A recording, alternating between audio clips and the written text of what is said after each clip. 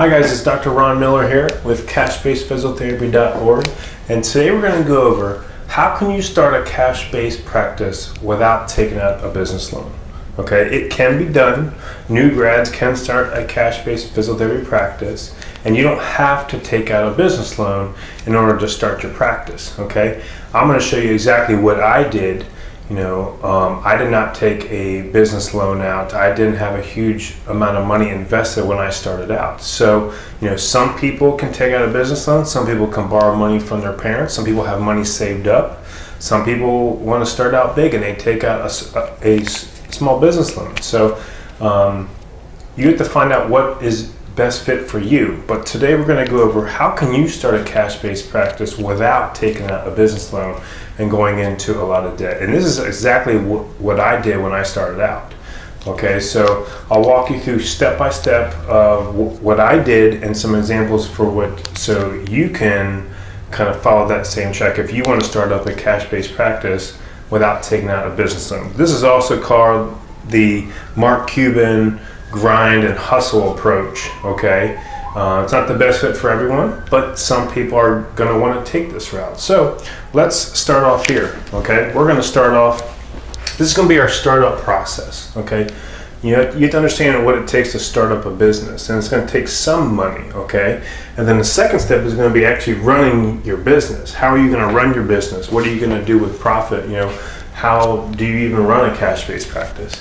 And over here, we're going to go over projected 1 year sales, where these were actually my first year sales in year one, and the goal is to generate over $10,000 of revenue a month. Okay, so you may not hit that at first, but maybe towards the end, if you know what you're doing, you should be able to do this. So let's start off with capital and startup. Okay, so there's a lot of things that you can do here. Obviously, if you're going to take out a loan, you have a huge amount of money right here, but I took $2,000 of my own money and just invested it into the business. Okay, this is called startup capital. Okay, you can take $2,000, you can take $3,000, whatever you have, but I actually took $2,000 of my own money. Okay, so my startup capital for my business was $2,000. Okay, now in this stage, I highly recommend you to do the startup free checklist that I have. It will go over 17 steps that you need to do from, LLC to creating a website to location. There's a lot of things starting up here, but there's so many things to do here. But for the time's sake of this video, I highly recommend you get the startup checklist. It will go over everything from credit card processing to locations to startup, but you're going to be on the grind. At this point, you're going to be hustling. Either a lot of people are starting out doing mobile and going to patients' homes doing this. I did not want to do that. I opened up a brick and mortar place. But if you're going to start out in a place, you're going to have to lease one room to start out with. Keep your overhead as low as possible. If you followed any of my stuff so far, you're going to know that I say that a lot. In this phase, if you're not doing the home visits, and you're leasing a room, you need to lease a room in a gym, in a physician office, in some other location, and keep the overhead as low as possible. I started out in a fertility center building just because I knew the owner of the building. Yes, it was in a fertility center on the second floor. I had one room starting out with 1 or 2 treatment tables and an iPad, a phone, and some small equipment, and my rent was $500 a month. And I spent probably $800 some on equipment and stuff like that. They let me borrow the copy machine. They let me borrow paper if I just paid for some paper every now and then. They let me use their internet, so it was super cheap. I kept my overhead low. It was the hustle and grind, the sales thing that Mark Cuban keeps saying, going door to door, just trying to get sales done. You keep your overhead as low as possible and your expenses. So, I used my own iPad. I did use a cell phone for the actual business. I bought some tables, some equipment, the edge tools, some myofascial stuff. I probably spent $1,000, okay, just to get my clinic started. And this is including maybe like the website, the LLC and stuff like that. I started a free website starting out. You got to keep your expenses as low as possible. Okay, so just for the point in this example, just say I spent $1,000. Okay, so my startup capital, I invested my own money of $2,000. Okay, the expenses say it took me $1,000 to get started. Okay, so I have working capital now of $1,000. Okay, and again, these numbers are going to fluctuate. Okay, but this is the startup process. You'll probably have to start off with the startup checklist, cross your T's and dot your I's on that, make sure all that stuff is taken care of. Ask yourself, how much money do you need to get started? To create a website, to pay rent. I even negotiated, these people were willing to help me. They didn't charge me rent for the first 2 months, okay?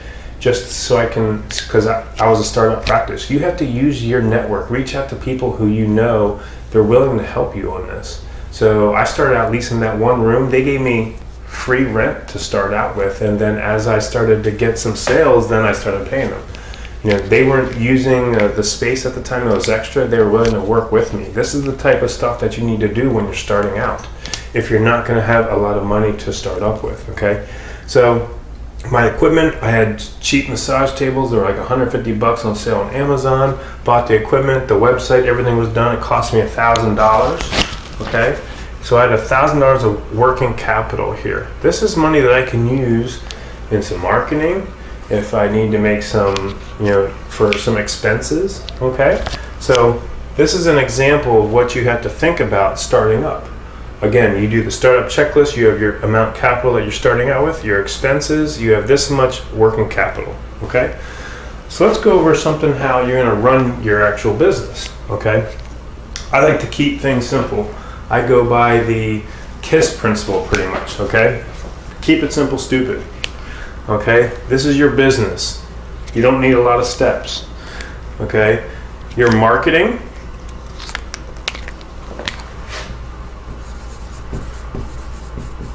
So yes, you have to design a marketing strategy to get people to start calling. Your marketing and what you do, whether you do it for free or spending, will drive patients into your business. Okay? So you can use some of this money on some paid marketing, which I highly recommend you do to do the initial marketing strategy that I've laid out in Marketing 101.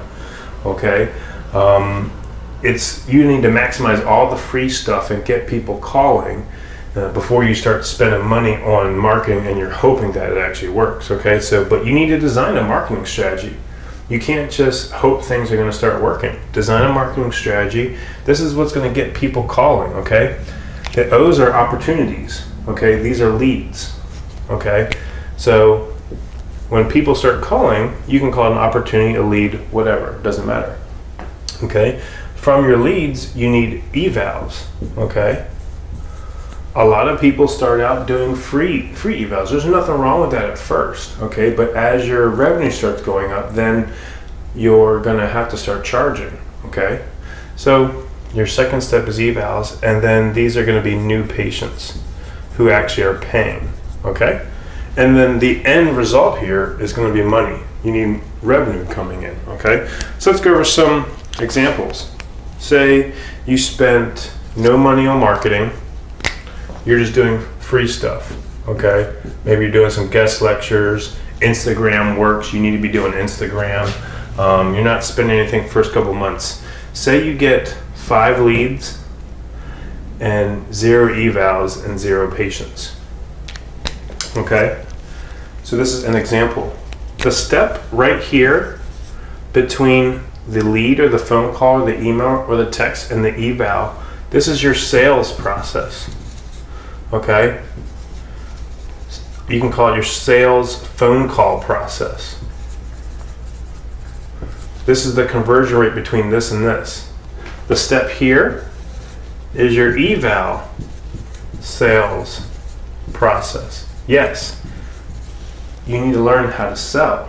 Okay, many people who don't know how to sell run into these numbers in the first month. They're like, I've had 5 phone calls, 0 evals, and no new patients. You can see this as you run your business. That's a problem right here. That's a phone call process problem. You need to learn how to sell and on the phone call, okay?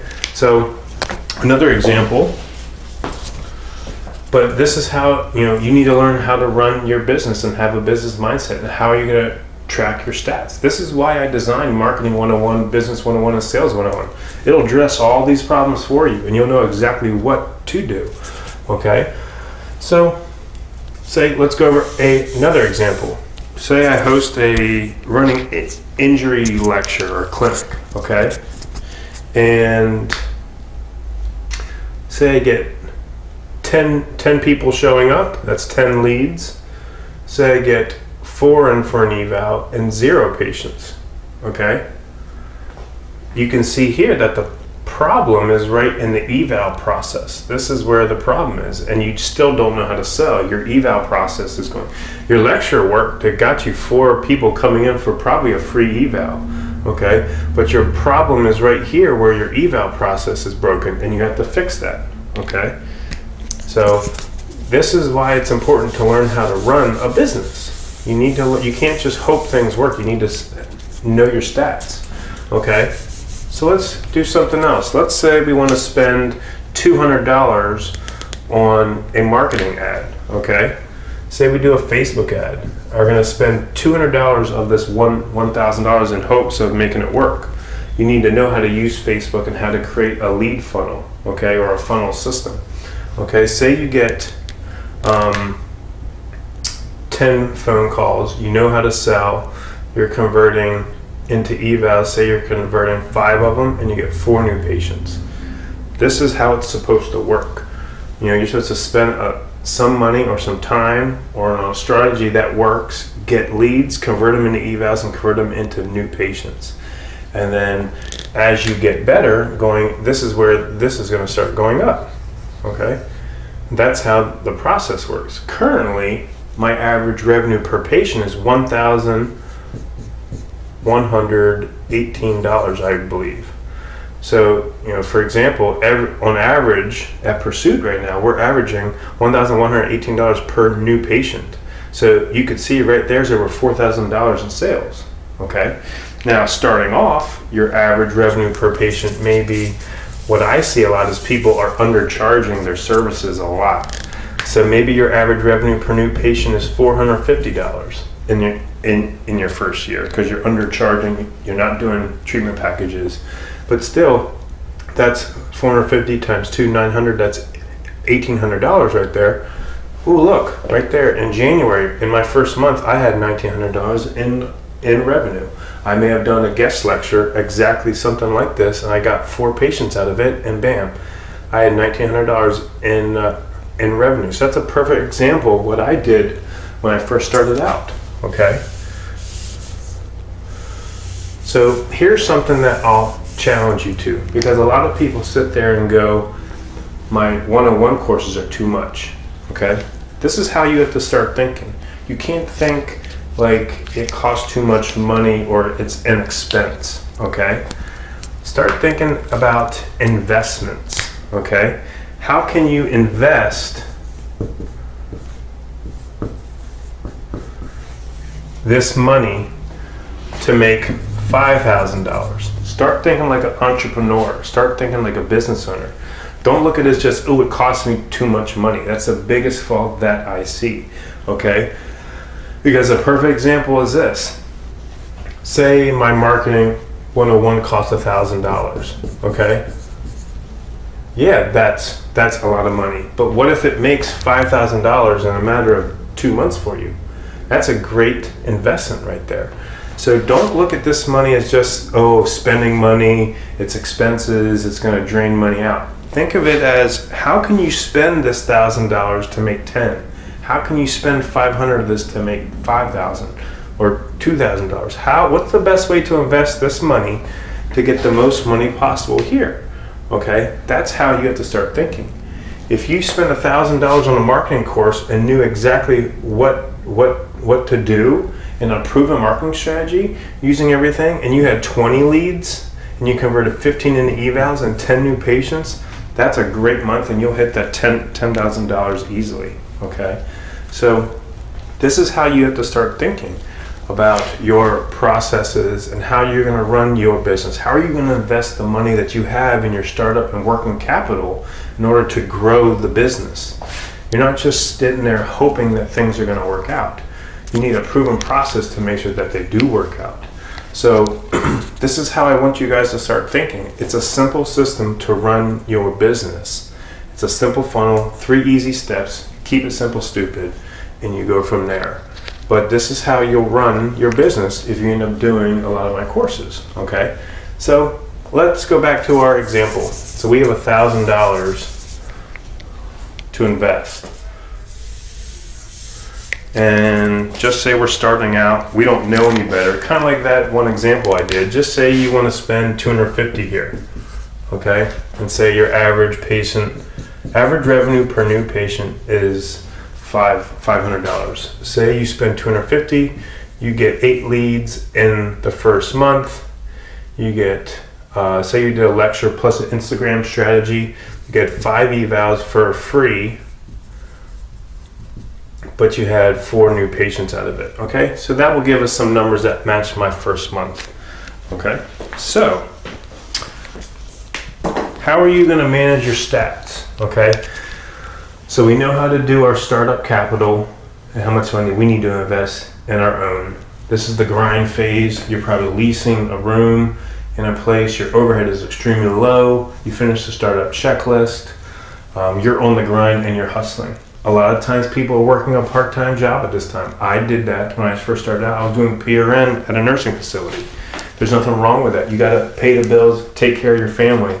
So there's nothing wrong with doing a PRN stuff. And you can start out working more PRN, and then throughout the first year, your PRN hours start going down as you work more in the clinic, okay? If these numbers don't go up, you're gonna be staying at that PRN job for a long time. That's not the goal. The goal is to convert and start working in your business. So this is the grind phase, the hustle and grind. You're gonna be working hard, working 2 jobs, making ends meet, and growing a business. This is how you're gonna run the business, invest your money into growing profits, the sales process, the evals process, leads, evals, number of new patients, okay? Now, when you know what you're doing, your numbers here should start going up, okay? This is what I teach you in the Pro Forma in Business 101, okay? This is how to do a balance sheet and income statement. And this is an example of my first year sales, and this is kind of like a cash flow sheet, okay? So we're starting out in January, okay? So we spent, you could even put another column here, we spent $250 on a marketing campaign in the first month. We started out with $1,000 here, okay? So let's go over examples here. So our revenue here was, just put, my revenue was $1,900 here, okay? And expenses wise, I spent $250 here. I, had some, I didn't have a lot of monthly bills because they gave me free rent for 3 months, okay? Starting out, I think it was 2 or 3, I forget, it's been a couple of years. But you could see here, we had $1,900 in sales. Let's see, expenses. Say you wrote off some expenses, you spent $250 on marketing, you're an APTA member, something like that. Just say you spent $500, okay? This number is crucial in order to pay yourself, okay? Another thing that I see a lot is, just because you charge $150 an hour, doesn't mean you're paying yourself $150, okay? Okay, how low you keep your expenses and how fast you can increase your revenue will dictate how much you can pay yourself, okay?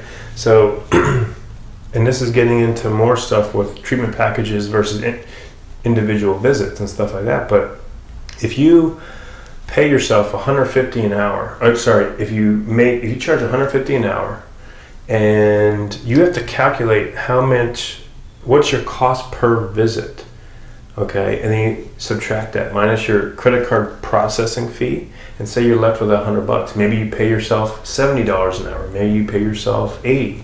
depending on what you want. You can't pay yourself $100 because then you're never going to generate profit. You're going to have a okay business, but your business is not profitable. One of the goals in business is to generate profit.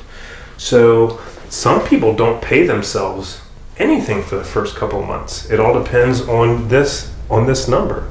If this number's, where'd my thing go? Oh.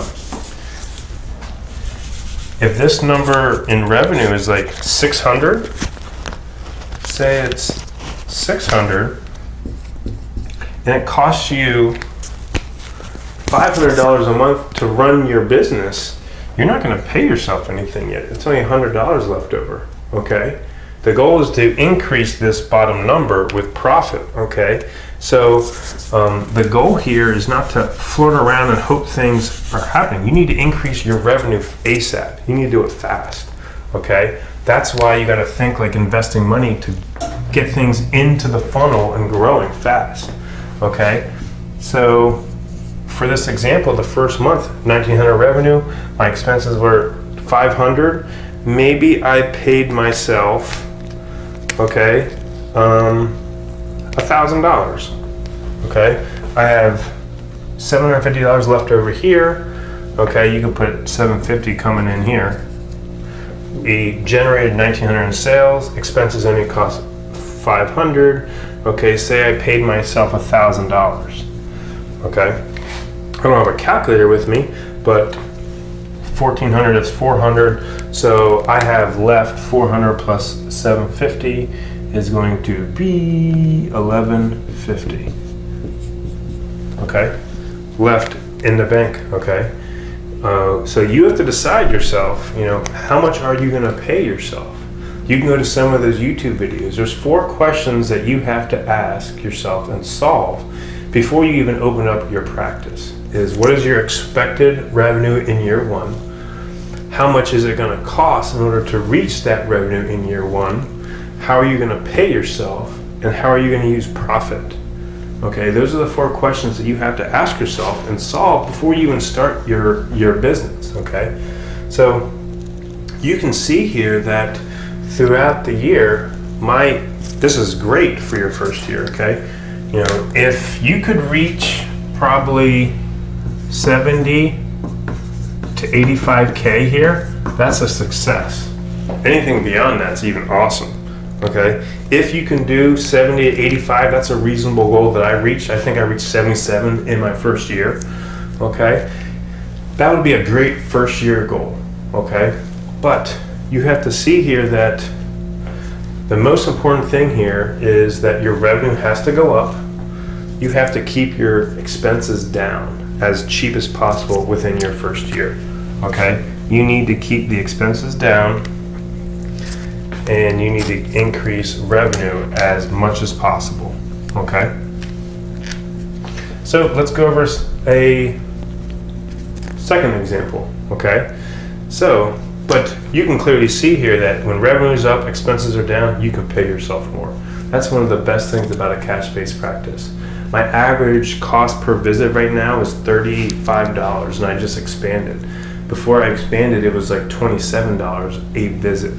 Okay, how low can you go with this, and how much can you increase revenue here? Okay, so we can go through this whole example every month, and this will give you your first year income statement, your balance sheet, and this is your cash flow sheet or your cash flow chart here. Okay, but you do this for every month. Okay, so in February I generated $2,600, so $2,600 goes here, okay? Say my expenses were still the same, say it's $500, okay? And then I was able to pay myself, maybe since I had a better month, I was able to pay myself $1,500 this month. And I still, let's see, 1,100, minus 500, 600 plus that, so I'm still going up. So say you have $1,750 now in the bank, okay? So that's good. But you could see that in April I had a bad month again, okay? And that's when I started to pay rent. So maybe my expenses went up to 750 here, or 800, or I started to spend more money on marketing. Okay, you have to watch. That's why you have to make sure this works. If you start spending more money on marketing, your expenses go up, but your revenue does not go up, you're going to run into a problem. Okay, so the key here is we can go over this whole sheet. Okay, the most important thing is, your revenue has to go up. It's not going to go straight up to $10,000 a month in the second and third month. Over time, throughout that year, maybe by the halfway point, in June I got up to 8,450.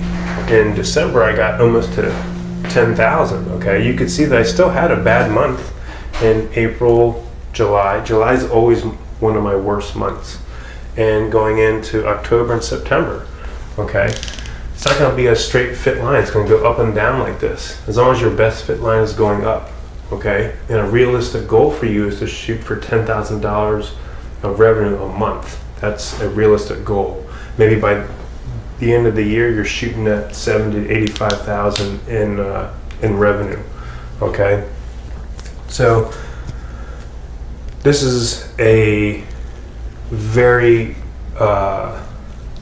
expedited and good business plan. Okay, you may be struggling the first 3 months, and this may be 0, 0, 0 the first time. But if you know what you do and you can increase your sales fast, this is the key. Okay, the main points here is you have to invest your money into proven ways of generating revenue. You have to keep your expenses as low as possible for the first year, and at salary, don't make your salary too high. Don't overpay yourself, or you're going to be zeros here and your business is not going to be profitable. Okay, so you can't make $2,600 in revenue and pay yourself $2,600. You got to take out your expenses, taxes, and that's a whole nother thing. So you have to work with the CPA on that. But I just wanted to go over this whole video to give you an outline and a blueprint of how to start your practice without taking a big bank loan or a bank line of credit. So just to go over it briefly, this is the startup part. Do the startup checklist. It's free. There's like 17 to 20 steps. It'll show you exactly what you have to do to get started.